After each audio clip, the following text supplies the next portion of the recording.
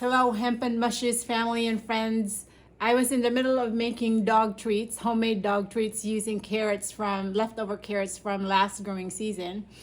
And then it occurred to me that I should videotape it so I can share it with others. Most of us probably have leftover carrots and even pumpkins. And this recipe, you can interchange carrots and pumpkins. So this is your unplanned, no fuss, no frills, no hair and makeup video on how to make homemade dog treats. And especially if you are a crafter, I have, you can use a cuddle bug. So this is a cuddle bug that I used when my son was little to make crafts with his friends, but it's been sitting in storage for a while. And I see this a lot on Facebook Marketplace. People sell their cuddle bugs. But I found out that they make really good presses for the dough, so you get an even thickness for the dough when you're making your doggy treats. So once you press it and use a cutter, you get dog treats that are like this. And then you bake it for 30 minutes at 350 degrees. So I will show you how I do it. Like I said, I have probably a pound of leftover carrots from last summer. So I just put it in a blender. Pound of carrots, cleaned. I didn't peel it, but I took the old stuff out.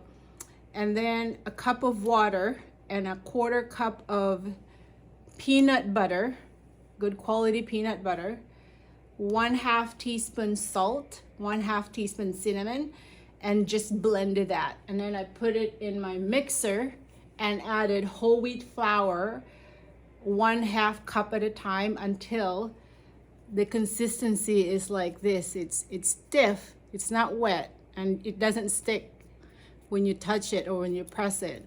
So I think I used like 5 cups of whole wheat flour, but it really depends on, it's just by feel. So you have to make sure that when you get done with the dough, that it should be like this. It shouldn't stick on your hands. So that is the dough. And then you press it. Let me show you how I press using the cuddle bug machine, because I could roll this using a rolling pin, but what happens is because it's really stiff, it's really, I don't know, because my shoulders are not good, it's hard for me to roll it, and they're not even thickness. So I remember that I have this crafting machine and it worked really well. So let me show you how I do it. So cut a little piece like this, and then let me just roll my sleeves a little bit so I don't get flour all over, and then just pat it with a little bit of whole wheat flour. When you have a stamping machine like a cuddle bug, it comes with these 2 things. I can't remember what they're called now, but they're like the presser thingies.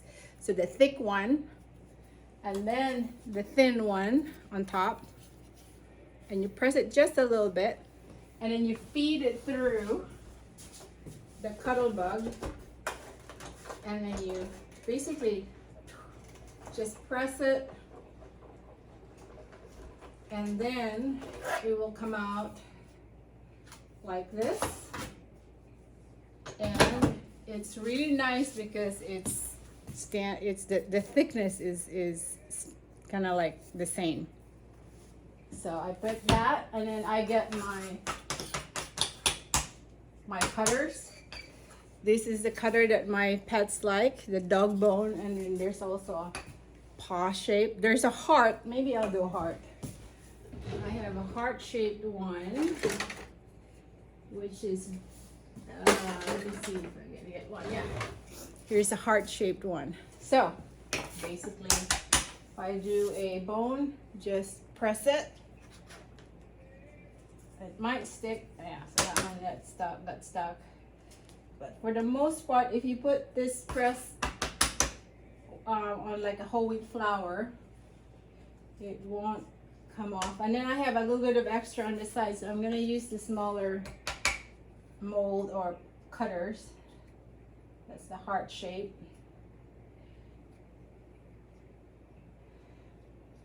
and then you can just pull out the extras.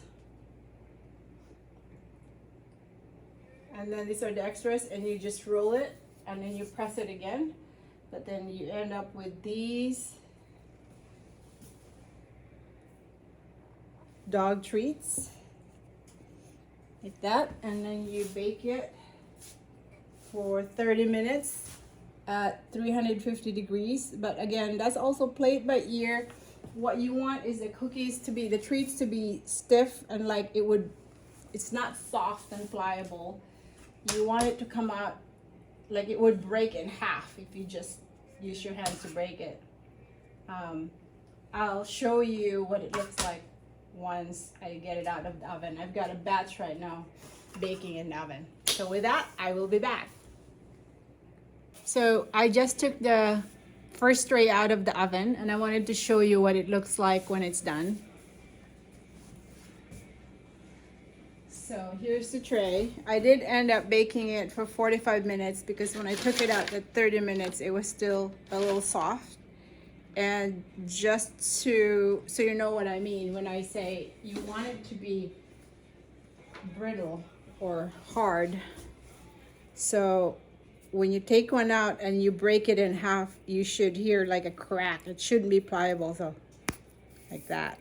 So that is what you want your treats to look like and feel like and sound like that. And let's see, let's test this out. Okay, let's test this out. Gopala, where's Gopala? He's a puppy, so he's in his gate. Would you like to have a treat? Want to have a treat?